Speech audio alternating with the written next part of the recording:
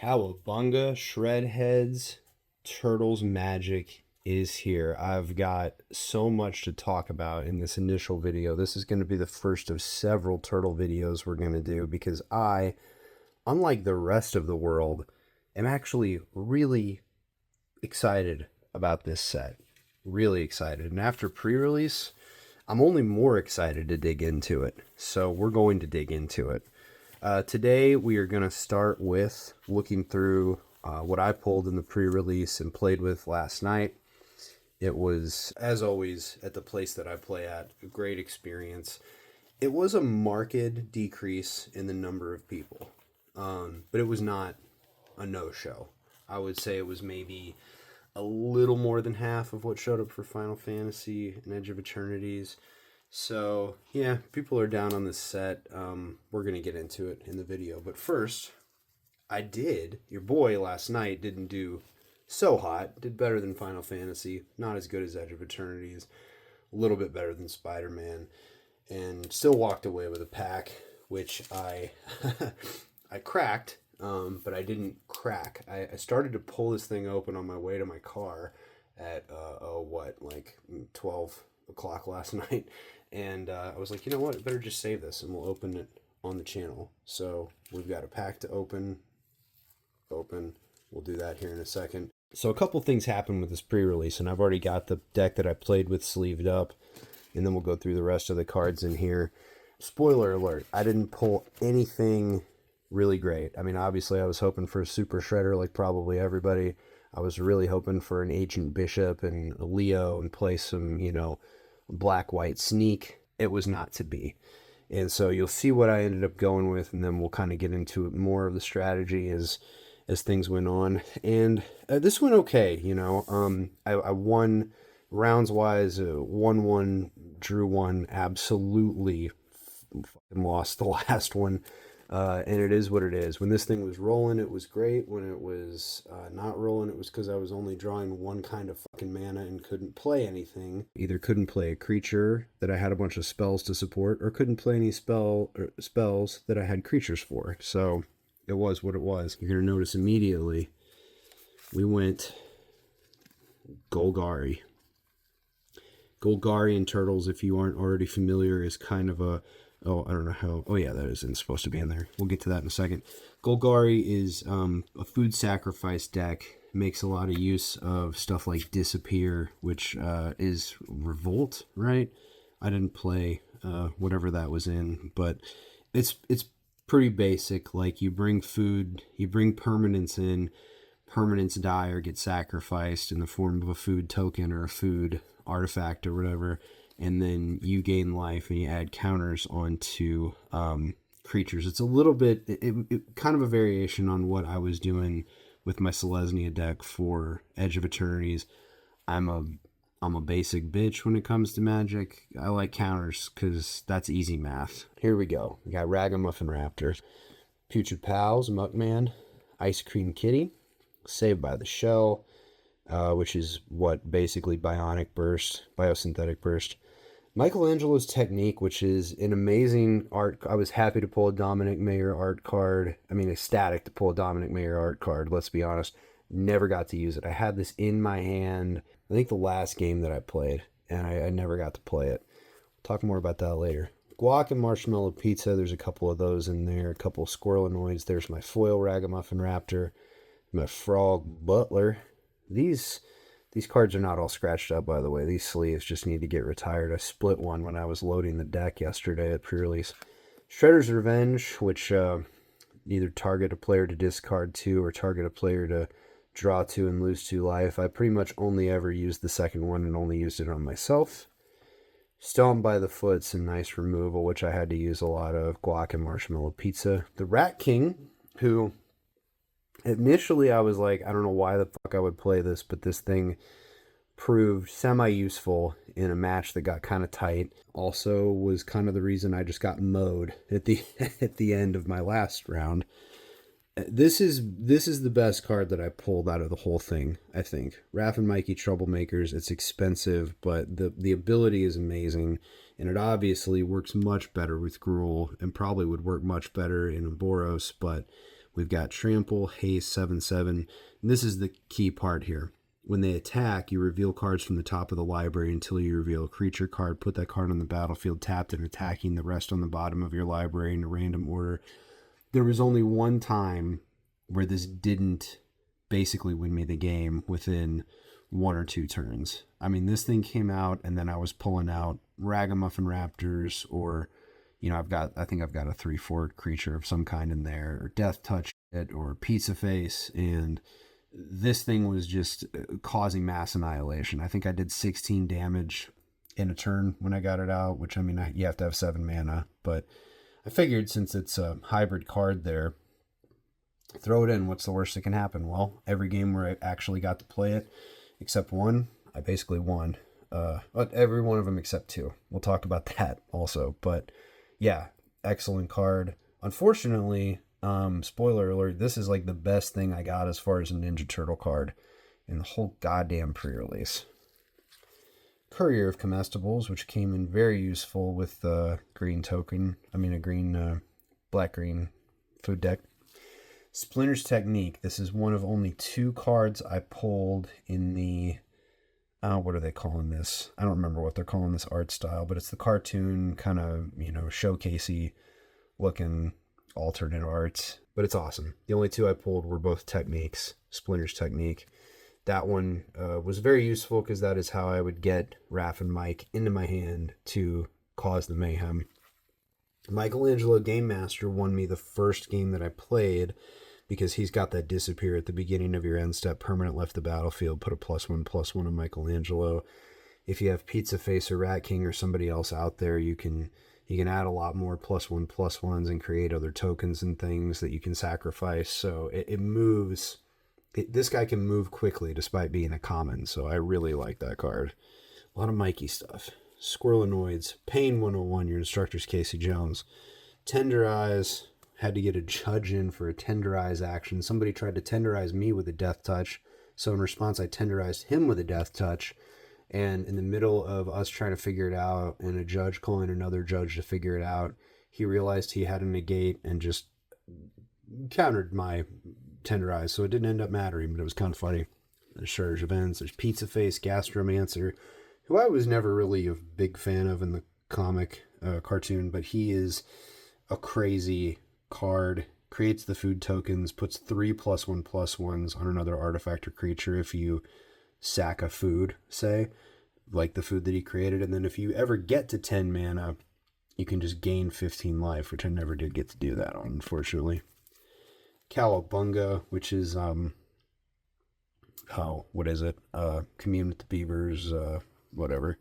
Stomp by the Foot, the Turtle Lair, the only cool land that I put in this deck, and Ice Cream Kitty again. So yeah, Golgari, and it went okay. It could have used some retooling, I think, but you'll see when we go through the rest of these cards kind of probably why I went that way. While we're talking about cards, I got some stuff off to the side here that I didn't even sleeve up. There's a robot token, food token. These awesome rooftop lands look great. And that's got the crimp at the bottom, so I kind of like that one for that. I've never gotten one like that. And mutagen robot token. I guess maybe they just felt sorry for me, or I got the one because I did win a round or whatever. But yeah, a friend of mine, the guy who mowed me the last round, actually called me as I was about on the way home, and he's like, "Hey, they said you want a pack. Do you want to come back and grab it?" And I'm like, "Hell yeah, man! I didn't think I was getting anything." So I was so excited. Like I said, I cracked this thing, but I haven't gone through it yet. So we're gonna go through it. Cracker's Remorse. As soon as Cracker's Remorse every day. What are we talking about? Kick-ass mutagen and foot token. I was so bummed I didn't pull any foot. Guy down the table from me, pulling all kinds of foot. The crazy borderless Foot Clan card. The guy pulled 2 Agent Bishops, so I'm pretty sure he won everything. Okay, we got Tenderize, Retro Mutation, Shredder's Revenge, Guacamole Pizza, April O'Neil, Kunichi Trainee, Zoo Escapees, which pairs up nice with Bebop and Rocksteady, EPF Point Squad, which is in that box, spoiler alert, Splinter, Hamato Yoshi, which I would have loved to have had last night, Filcher, which I would have loved to have had last night for bouncing stuff with Sneak. Novel Nunchuck, which is in there. Nunchaku. Donatello Away with Machines.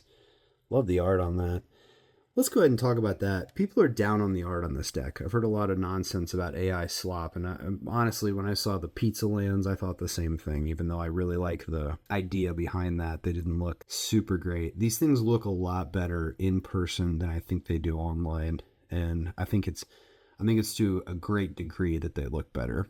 That's just my opinion. They made a lot of deep pulls, man. I mean, I was really surprised with some of the stuff they had in this, even though people are complaining that it's too small and there's like 5 versions of every turtle. It's Spider-Man all over again. I don't think so. Granted, I'm a little more biased towards turtles than Spider-Man. I find this way more enjoyable to play with, way more nuanced than Spider-Man. And multiple different, like, not just the alternate arts, but like they kind of have pulled different eras of turtles into this. My only small complaints being 2 things that we will get into more as we go through it. But yeah, as far as like, you got Leatherhead, you got Splinter, you've got the EPA, you've got all kinds of stuff in here. Oh, dude. Don and Raph, Hard Science to go with Raph and Mikey, Troublemakers. Menace. Whenever Don and Raph attack, the next non-creature spell you cast this turn has affinity for artifacts. Yeah, if I had had this in that box, I might have gone a little harder into red or even red-blue. You'll see in a minute. And then our foil is April O'Neil, Koenichi Trainee. I now have a playset of those because I have a bunch of those. Ooh, and our land is a escape tunnel. I haven't seen this yet. Sack, look for a basic land. Oh, so it's Evolving Wilds, basically. The sewers in Connecticut are really nice. Well, TMNT2. Going to see that next month for the 35th anniversary. Gonna be great. So yeah, sick Don and Raph Hard Science. But yeah, man, that card actually, let's go ahead and talk about one of the 2 things I don't care for about what they did with this set. And this is not really a Magic problem. This is Turtles in general. I'm really sick of every iteration of these 2 characters being that iteration right there. Raph with the full head bandana because he's a tough guy, and Donnie with goggles because he's a nerd. They're Ninja fucking Turtles, dude. Go watch that 1990 movie again. They're all extremely skilled actors in suits, but they're all just straight up Ninja Turtles. Even the cartoon. Look at these action figures. Just draw them all the same. I don't get it. They lean too hard into the stereotypes. The other thing, despite all the deep pulls, there's a couple glaring things that are not in here. There's a couple versions of Krang and Splinter and all major characters, April O'Neil and stuff. They add in stuff from later. They got Wingnut, they've got Ground Chuck and stuff like that from the video games. They've got Bebop and Rocksteady and some of the cards with the stuff from Turtles in Time. But I'm pretty sure we got no Super Rocksteady and Mighty Bebop in here, which is crazy. I didn't think of it until I was looking through a commander deck that a guy had made a couple years ago where he just proxied a bunch of cards and put Turtles art on them. So he kind of had a Turtles commander deck before there was a Turtles commander deck. But the mutated cow, the mutated steer from the cartoon he had on a card. And I'm like, dude, they've got Ice Cream Kitty and Squirrelanoids and Dream Beavers. Like, where is our mutated cow? Come on. No Fugitoid. Like, they have Ray Fillet, but they don't have Fugitoid. I don't know. Anyway, so you open up this box. First of all, you open up this box. You take the shredder off the side there. Give them shell, dude. Yes. Whoever designed this box, yes. Shredder's looking rude and crude. You got April O'Neil. You got the Teenage Mutant Ninja Turtles and goggles and a headband. Anyway, your tokens. You've got your mutagen cards. You've got a great wraparound piece of art of the Turtles training in the turtle lair. I think Mikey's on the inside. I don't quite remember. You've got a great box with the graffiti art. There's Mikey eating a slice, dude, and some sick token art in there if we can get the focus going. Okay, anyway. Here's another thing I'll go ahead and harp on. And if this makes me a cuck or whatever to everybody, I don't care. The story of Magic does not matter to me. It never has. I got into Magic because of crazy gothic art and vampire and werewolf cards, and I care about how this stuff plays. That's my main motivation, other than, yes, obviously I like Teenage Mutant Ninja Turtles. I like Final Fantasy. Well, I liked Edge of Eternities too, because the spaceship shit was fucking awesome. And you know what? All that stuff plays great. And yes, Lorwyn, I'm sure, is fun to people. I'm sure people love that it's about Kithkin, and I mean, the giants are cool, but like, it just that play style, it doesn't do anything for me. Whereas this stuff is new to me as it was, and is like kind of learning it on the fly on the curve with, everybody at pre-release. It was fun to play with, and that's why I'm going to keep buying this stuff, because this is fun to play. Just like Final Fantasy, it's fun to play. I really don't get all the hate. That I know it's a Universes Beyond. There's not old Magic. Again, Magic has not been old Magic since it was bought by Hasbro, and that was 27 years ago. Magic has been a corporate product longer than it has not been a corporate product. Hate me all you want. This is awesome. I love this stuff. You open your box, got your spin down die. I got a Leo one, my favorite turtle. Couldn't be happier with that. Probably should have realized that was as good as it was going to get. Now you'll notice, oh, these cards are all sleeved. Why the hell would these cards all be sleeved? I made 2 decks, and you'll see why I went with the other one. But we're going to go through this one, because this was all my mana fixing. Dimension X, awesome art, by the way. That would fit right in with Edge of Eternities, TCRI building. We're getting into it. Eastwind Avatar. Last Ronin's technique, man. So sad, but so rad. Leonardo's technique, and that's what I'm talking about right there. We turtles don't know the meaning of the word defeat. Cam Clark, eat your heart out. Check that stuff, dude. That's the only other cool art that I pulled. Is that card, but I love it. It's good. Jenica, Bad Apple Big Sister. She was beating my ass at the end of the last thing I played. Prehistoric Pet. Hamato Guardian Stance. A couple of those. Quintessential Katana. Nice little cheap, awesome sword action. Lita, Little Orphan Amphibian. One of the few things in the whole bit here that I'm not familiar with at all. Action News Crew, absolutely deadly card for white black or white red. Got our other half of our playset of April O'Neil Koenichi trainee. A foil Make Your Move. Gorgeous. Love the artwork on there. Leonardo, Big Brother. He is the common. I was still happy to pull him. I didn't see the Sewer Samurai. Newsflash, it's not in here. And Neutrinos. So we did get a couple of these with these white, red, and hybrid cards where I'm like, okay, we got a lot of white, we got a lot of red. Maybe we can make this work. Neutrinos is awesome, dude. Flying 2/4. You've got Alliance, which is the red-white thing in this one. Whenever another creature you control enters, Neutrinos get +1 to their power until end of turn. When they attack, you exile target creature you own, return to the battlefield under control tapped and attacking. So you can get the disappear, you can get the sneak, you can do all kinds of stuff with that. You can trigger counters off some of these other cards when another creature you control enters. This creature gets +1 until end of turn. So yeah, if you're exiling and bringing them back in, you're triggering all kinds of mayhem. EPF Point Squad, which you guys saw earlier. Back to the program. Old Hob Alley Cat Blues, 2 of those, expensive. Mouser Attack, 2 of those, inexpensive. Let's talk about Improvised Arsenal, because this was my promo card. No date, no special mark. It was, you can tell actually, just even though it's in a sleeve, it's pretty warped. It's not nearly as bad. A poor guy next to me, and thankfully it wasn't cloning of Shredder. It was a different Shredder card, was his promo. But man, it was warped. It was bubbled. It was cockeyed. Like the warping to it wasn't even just a simple like bow. It was like torqued. I don't know. Purple Dragon Punk's foil, Purple Dragon Punk's non-foil, Raphael Tough Turtle, which was another thing that made me want to go strong this way.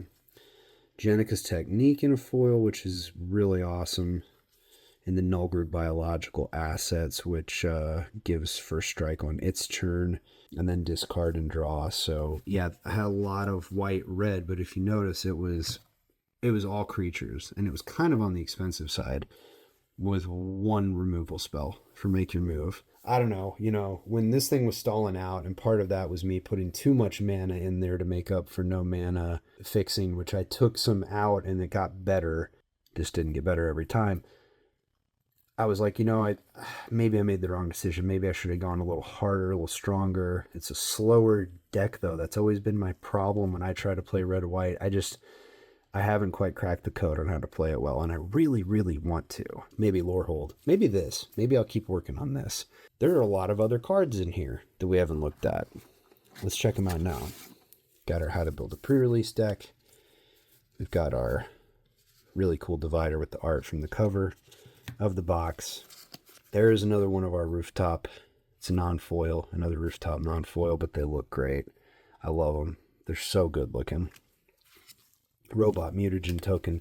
On the cheese pizza. Oh, these were what I was thinking about sideboarding. Yeah, Zoo Escapees, because you'll see I have another card for that in here. Novel Nunchaku and Mona Lisa Science Geek, which in retrospect, maybe should have put that in there. I don't know. I think I was rolling 41 cards because I threw that turtle layer in. I chopped a swamp and a forest out and put in Cowabunga and the Save Your Shell thing, so I was still at 41. So, and this is where, again, it was like, well, I'm sure it'll be like Edge of Eternities, and there'll just be a clear sign I should go a certain way, and hopefully it'll be with the Super Shredder. Nope. Got a little bit of everything, like as wont to happen with me at pre-release. Spider-Man, Final Fantasy. Maybe it's just Universes Beyond stuff. Maybe I should just stick to real magic. Mutagen, Robot Mouser tokens, Copy token, and a Rat token. Oh, I didn't know I had a Rat token. I could have used him with Rat King. Bot Bashing Time, Mutant Town Musicians, General Trag, which I was really happy that they put General Trag in there. I always liked that character from the early episodes of the 87 cartoon, just because he was so freaky looking and so cool. So many lines from that show that I can remember him doing. Part where they're about to invade from Dimension X, and he's like, 12 battalions are ready, my lord, with more to come. Mouser Foundry, which was causing problems for me on the other side of the table at one point. Two Nobodies, which I only saw once, and I destroyed it immediately. Bebop, who was really making me want to throw in that in the escapees, and given that I was doing Raph and Mikey at the end, I think that was a late addition when I was sleeving him up. I probably should have kept him in, and I really, thinking about it now, should have kept him in for that and the Swamp Cycle, because he could have come in and started wrecking more shit. Hindsight. Paramecia Coloniax. Yeah, Mill. I didn't use that at all. Koya Death from Above. Slithering Cryptid, which was the only, I think the only hybrid Simic I pulled. Retro Mutation, Return to the Sewers. There we go. I did have a Donatello with machines and Spill. Utrom Scientist. Sewer Valence Cam, which is a crazy good card. Mind Transfer Protocol. Oh, there is a card in here that was making me think, maybe blue-red. I could have gone, I feel like I could have gone any way, and I think I would have come to the same end. Stockman, I've actually got two Stockmans in here, which I, again, probably should have. Retro Mutation, there we go. Metalhead, dude. First of all, look at the rude art on that. That is amazing. When Metalhead enters, return up to one other target artifact or creature to its owner's hand. So you can just get rid of stuff. Or you can put Sewer Valence Cam back in your hand, or you can put Buzzbots back in your hand, or Roadkill Rodney, or whoever. Sacrifice another artifact for a red and put a +1/+1 on Metalhead, and then he gains Menace and Haste. Evil. Makes me want to play Blue-Red hardcore. Does Machines. Let's talk about this because it's the only class card I pulled, and the class cards were awesome. The only other one I saw was Party Dude while I was playing. When this enters, mill 2, draw 2, discard 2. When it levels up, return 2 artifact cards from graveyard to hand. At the beginning of combat on your turn, put 3 +1/+1 counters on an artifact you control. If it isn't a creature, it becomes an 0/0 robot in addition to its other types. So pretty good. and Stockman Mad Flying Twist. So yeah, could have gone a lot of ways. When I counted these out and I was trying to do the art, I was gonna build 3 and just see which one I felt like was strongest. But as I was counting these out, I'm like, I don't quite have enough artifact stuff going on. In the end, before we go on to the next half of the video, I want to talk a little bit about my experience playing Golgari. It's a grindy deck. I really want to keep working with it because I think I can tweak that. I think I have cards already that I can tweak that to be really good with. And here's the thing. My first matches, they went really well. I think we drew one. I think we drew was it the last one we played of that round? I went over, like we went the distance. We only played best of 3 because there weren't that many people playing instead of 4. But every person I played except the end, we went the distance. So Zach, Isaac, and Josh, kudos to you guys. Had a lot of fun playing. Second round, guy I played was doing artifacts, but he also had black cards. He had a Madam Null, which I hate that card so fucking much. So I think the first round I won. And we were kind of chatty. We were kind of talking about, why is it a Jite and not a Sai? Why is the Nunchuck Trample and not Double Strike? Anyway. So we only played 2 games in a 3-game round, and the second game was like over 35 minutes long because we kept throwing creatures out and neither of us got any removal. Or I would get some removal and he would counter it. You know, he would get some removal and I would just bring it back from the graveyard with the Raptors. It was very back and forth. And I think at one point, I tried to tenderize Madam Null with a Death Touch, and he countered it with one of his blue cards that he had. He was really doing most of the damage to me, but I was hanging in there, sacking food to kind of stay alive while I was getting stuff out. I get to the point where I pull Raph and Mike. I'm going to have them do their thing. They brought in Pizza Face, I think. I think it was either Pizza Face or it was, I think it was Pizza Face. And I had Rat King out there. I have Pizza Face. I didn't have Michelangelo Game Master. I wish I had. I had almost everything out there. And he had a bunch of Mousers. He had Madam Null. He had another Death Touch. Maybe it was Putrid Pals. That's what I brought out. Putrid Pals came out swinging. So it was, he was like, we were way over time. It was down to like, I think I was turn 4 and he was going to be turn 5 and that was going to be the end. So I'm like, you know what? I'm not going to get another turn. He's got 1 card in his hand and he told me, he was like, I'm going to win this on the next turn. So I pretty much knew, because I knew what the card was, I knew what his big card was, because I'd heard him talking about it. He was sitting next to me at the game before. And I'm like, well, I got to go for it then and just see if I can crash through, because Mike and Raph have trample, and I've got all these pretty big creatures, and I've got some Death Touch, and I've got this stuff that if they survive, they're going to generate tokens. And they did, but I had to use all my mana to do this, and everything was tapped, except for like the 5 black rats that I made, and I threw like 3 tokens on like 4 or 5 creatures that survived. So had it been literally anything else other than what happened next, I think I could have won. Bro had enough rats to block who he had out there, right? He didn't have anything flying. He didn't have anything with trample. And the card in his fucking hand was Krang Utrom Warlord. He had all the mana to do it because we've been playing for 35 minutes. 9/9, flying, trample, haste, indestructible, maybe hexproof too. And when it comes out, it gives all of your creatures flying, haste, and I mean, the flying was all that mattered because I had nothing flying to block with. I had a bunch of fucking rats. So he crushed me. It was sad. Because I feel like I feel like I could have done it. But I mean, how can I really be mad? He beat me with Krang. The next thing after that, played against a guy who I've played before, who's helped me retool decks before. And he was playing white-red.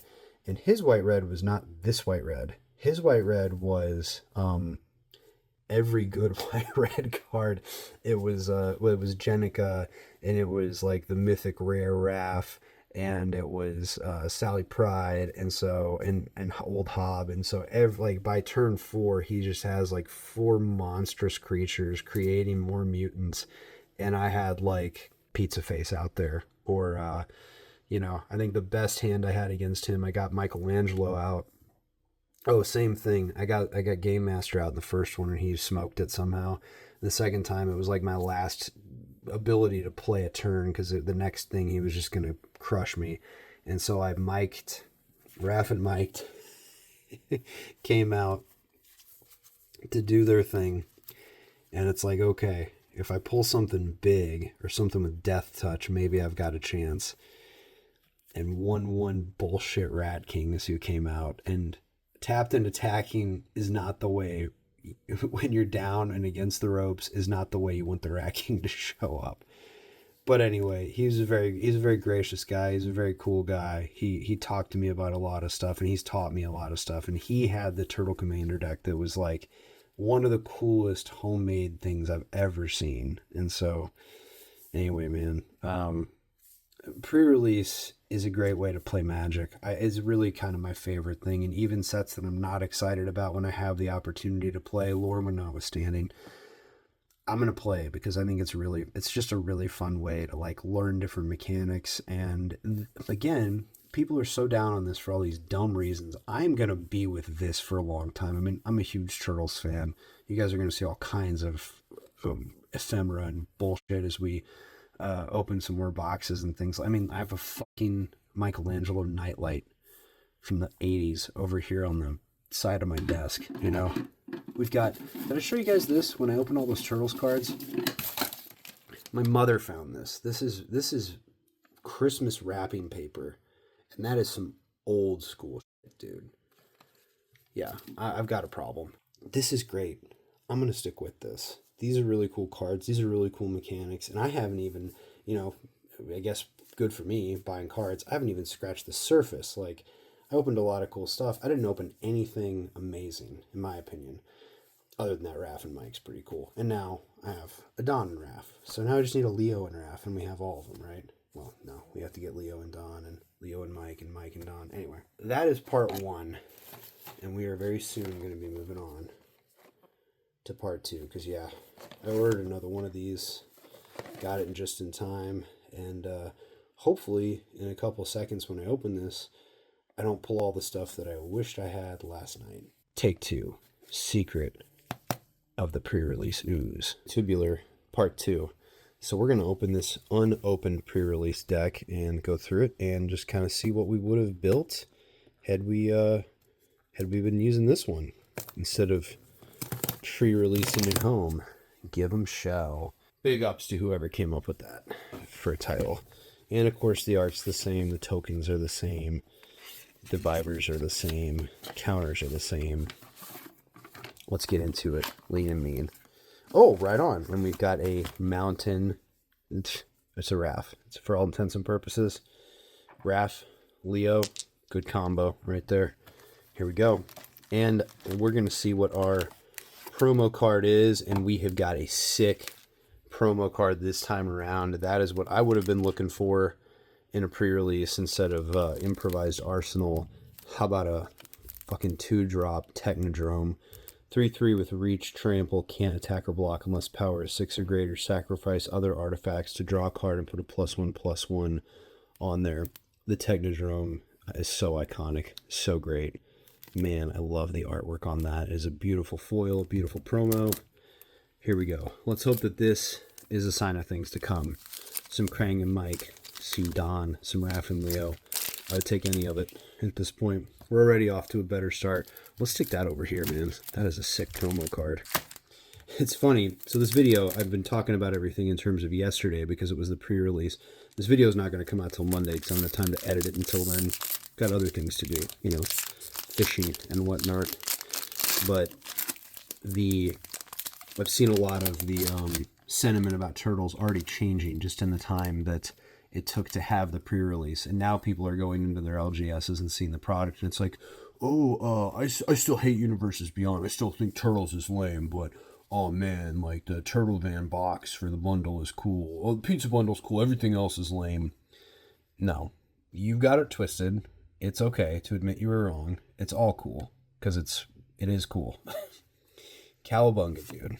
Anchovy and banana pizza. High Flying Ace. Crustacean Commando. Haven't seen that one yet. Looks like Sebastian from Little Mermaid. Insectoid Exterminator. That's a new one. Primordial Pachyderm. Mouser Mark III. Ice Cream Kitty. Jenica's Technique. Karai's Technique. There we go. There's a new one. That's some pretty sweet art right there. Donatello Turtle Techie. Oh, what? Another. We'll get to that in a second. I'm perplexed how we went from a uncommon to a common right there. Anyway, Technodrome, a second Technodrome, dude. Are you kidding me? You think I wouldn't have been playing an artifact deck at this point now with 2 fucking Technodromes, foil Squirrelnoids, and a cool rooftop dockside swamp, I guess I should say. So what do we do? We do anything good? Blue, mutagen, blue-green. There we go. There's a Mouser Mark III. Jenica's Technique could work. Donatello Turtle Techie. Control an artifact, definitely.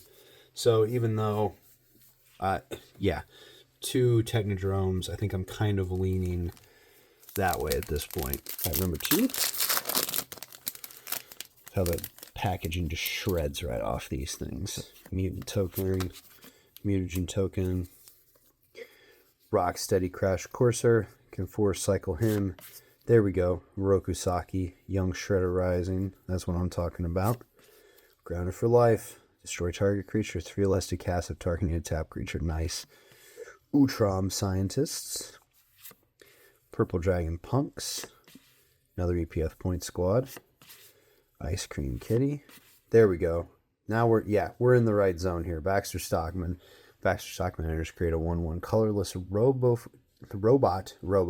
robot artifact creature token. At the beginning of combat on your turn, target artifact creature you control gets +3 and gains first strike and vigilance until end of turn. Gee, I think I'd probably throw it on that one.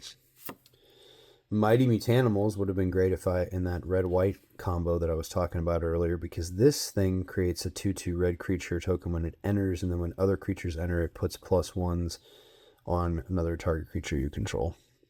And Leonardo Big Brother, again, I'm confused as to how we go from uncommons back to a common, and then our rare, which is awesome. Michelangelo's Technique, which I already pulled, but it's that killer Dominic Mayer art, and it's turtles. I love it, dude. That's sick. All right, and we've got a sweet Rakdos flavored Toka and Razar in the cartoon art. That is awesome. Master Seiya, fine. Spell can't be countered. Turtle Wolf Mutant Menace. Whenever a player casts a spell, if the amount of mana spent to cast it was less than its mana value, Toka and Razar deal 3 damage to that player. Okay. So like cast less than, cost less than to cast. Okay. Mutant Chain Reaction. That's cool. I haven't seen that yet. Sorcery, destroy up to 1 target artifact, enchantment, or creature with, and then create a mutagen token. I love it. Oh, cool. And we've got a Mutant Town. That's for the Simic deck. Dual land. It's a great foiling. I love that. This one's kind of all over the place, but I mean, if you've got Baxter Stockman in there, I feel like that pushes you pretty hard into red, blue. And of course, even though it doesn't do anything with artifacts, we could throw that in there because we can just cast it for the hybrid on the red. That's pretty sweet, man. That's a pretty nice deck, and some new stuff to boot, and some of that cool alternate art to boot. Yeah, a lot of the videos I've seen kind of talk about it as a 5-colored pair, but I've seen stuff that's definitely working towards, the other 5-colored pairs that I remember from the Ravnica days. So, Pain 101, your instructor is Casey Jones. Rock Soldiers, destroy up to 1 target creature, non-creature artifact. Buzzbots, great to have. We can have him die, draw a card, and we can also choose to sacrifice him to draw a card and put the +1s on the Technodrome. There's a non-foiled Mutant Chain Reaction. There's an uneasy alliance between Leo and Karai. Great for the sneak black-white deck. Negate. That's how it goes sometimes. You get negated when you're about to take out the opponent's threat card with a Tender Eyes and a Death Touch. There's the Foot Mystic. The human ninja warlock with lifelink. When this creature enters, if a permanent left the battlefield under your control, you create a 1/1 black ninja creature token. Here we go. We're collecting the techniques in this art style, man. There's Donatello's technique. Sneak it in for 1, draw 2 cards. There we go. That's awesome. Oh, I saw something good back there. New generation technique. Oh, is this our Last Ronin action figure or action card here? Sneak it in. I like it. Shredder Unrelenting, legendary human ninja, of course. 6/4. Wait a minute. 6/4 with Death Touch. You can sneak him in for 4. Whenever Shredder enters or attacks, another target creature you control gains Death Touch. Oh, that's fucking sick. Jenica, Bad Apple, Big Sister. Again, we went uncommon to... That's an uncommon, by the way. I guess because it's so expensive. To common, back to our rare, which is the Southwind Avatar, Snake Spirit Avatar. 3/4 with Death Touch. Whenever another creature you control dies, gain life equal to toughness. That's not bad. Whenever you gain life, each opponent loses 1 life. That's not bad. And we have a foiled common Stockman Mad Flyentist, and that is a legendary creature for some reason, even though it's common. I get it. That's one criticism of this set I'll accept. There are too many legendary creatures. Can Island Cycle. Okay, so that's like Bebop and Rocksteady and the other ones. There's another Swamp Rooftop, Mutagen, and a Ninja. We don't really have enough straight up red-blue to play artifacts so far, so we probably have to go 3-color. At this point, I'm guessing... We're getting a lot of white, but we have a green. We have green-blue mana fixing so far, so we might have to go red-blue-green. Mutant Mutagen from the front. Insectoid Exterminator. Primordial Pachyderm. Sewer Valence Camp. Mouser Foundry. Here we go. Now we're getting sea blue red. Eastwind Avatar. Foot Mystic. Slithering Cryptid. Get some blue green. Spicy Oatmeal Pizza. When this artifact enters, it deals 4 damage to any target and 3 damage to you, and then sacrifice it and gain the 3 life back. Yeah, threw in some habaneros to cut the heat on this. That's funny. There's Lessons from Life. That's a Simic card. So draw 3 cards, put a land card from your hand onto the battlefield tapped. Yeah, that would kind of push me towards a blue-green-red, I think. And the Everything Pizza, well, there you go. There's 5 colors, so we would need that, I guess. Each of you game, sacrifice this art. Tap 2 plus 1 of every mana. Sacrifice this artifact. Target player gains 3 life and draws a card. Each opponent discards a card. Artifact deals 3 damage to any target and put 3 +1/+1 counters on up to 1 target creature. Yeah, okay. We're going to have to do artifact. There we go. Michelangelo Game Master. We know all about him. He's excellent. There we go. Now we're rolling. Kitsun's technique. Sneak that in. Target opponent mills half their library, rounded up. That would be pretty rude to do to somebody, but I love it. There we go. Nobody. When this creature enters, return up to 1 other target artifact you control to its owner's hand. In Scry. It's a great foiling. An Escape Tunnel. So we've got another way to get into some land. Okay, now I'm feeling better about the is it Simic at this point combo. We can lean a little stronger. Is it? And we could try to work in those sorceries, Lessons from Life, maybe that Cryptid, definitely Michelangelo Game Master, and of course all these good blue cards that we're getting, blue and red. Sewer Valence Cam, Eastwind Avatar, Rock Soldiers, I forgot we had another one of those. Frog Butler, always good to have Death Touch, Pain 101, Zoo Escapees, EPF Point Squad, Foot Ninjas, nice, I haven't seen that yet. I like that skateboard. Hell yeah. Death in the Family. Good to have. Michelangelo Game Master again. And the Ooze. Here we go. Legendary artifact. Whenever a creature you control with a +1/+1 counter on it leaves the battlefield, create a mutagen token for each +1/+1 counter on it. Nice. And then you sack that and tap 1 and you sacrifice the mutagen to put a +1/+1 on a target creature. And then you can exile target card from a graveyard and just create another mutagen token. Okay, so, yes. Oh, and here we go. Zog, Triceraton Castaway. A 5/4 with reach, trample, and when he enters, target creature can't block. So you do that to somebody with one of these Death Touch cards and swing. Another Swamp. Okay. I think they were thinking we would want to play black just based on all the common black cards and the swamps that we pulled. And not much mana fixing again. But again, 2 fucking Technodromes. Okay, last pack. Mutant Chain Reaction, Zog, Triceraton Castaway, Tunnel Rats, Return to the Sewers, there we go. Puts choice top bottom of their library, create a mutant token.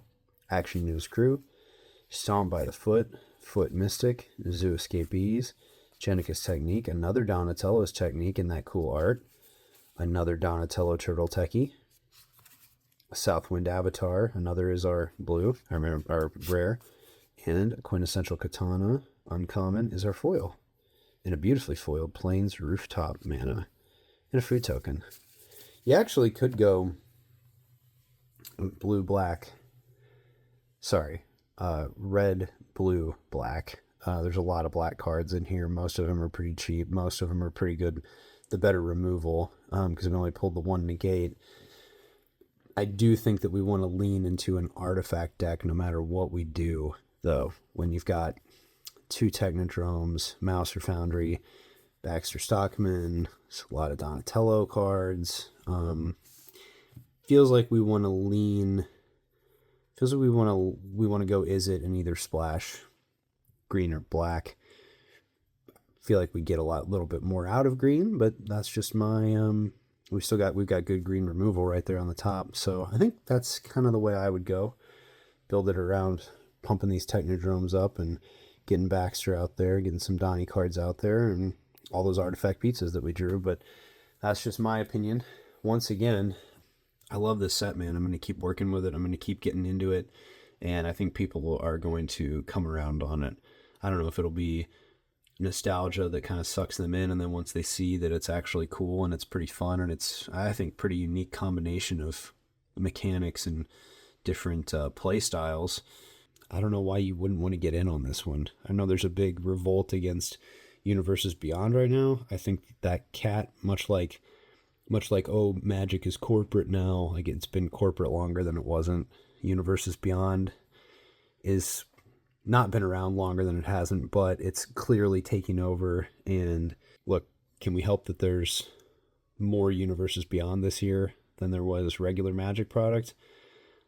I don't know, man, but that's what they're putting out. So, you play with what you want to play with. Don't play with what you don't want to play with. And if you want to stay competitive at Standard, I guess you don't have that choice. But everybody else who's a little more casual about it can just enjoy what they enjoy and maybe not freak out that this is not your favorite thing in the world. Maybe Strixhaven will rock your socks. Maybe we'll all find out that Marvel is super awesome. I'm sure people are going to buy the hell out of The Hobbit. And I, for one, am excited about Star Trek. The thing that I'm probably least excited about so far, what is Fractured Realities? I don't know. It's the biggest question mark for me so far this year. By the time you guys are watching this, there's probably already been yet another fiasco with secret layers and the turtle stuff today. So let's hope everything went well. And if you wanted something, you got something. I haven't decided if I'm even going to try. I would love to. I feel like it's extremely overpriced and a lot of a pain in the ass for what you end up ultimately getting. But those cards look cool. The Usagi stuff looks cool. The cartoon treatment stuff looks really cool. Thank you guys for joining me here in the sewer layer for Turtle Time. There will be more. And until next time, cowabunga dudes. In peace.